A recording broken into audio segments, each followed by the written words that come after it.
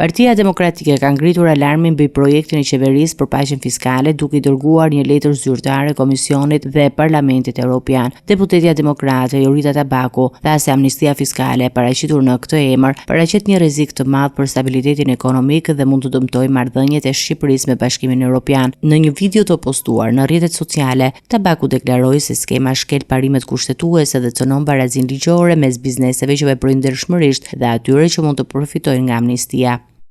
Dhe rreziqet janë të menjëhershme, të dukshme për ekonominë shqiptare. Së pari njëherë është antikushtetuese dhe cënon barazinë para ligjit të bizneseve, të cilët punojnë e operojnë ndershmërisht në këtë vend, e të bizneseve të cilat mund ta përdorin amnistin fiskale për pastrimin e parave.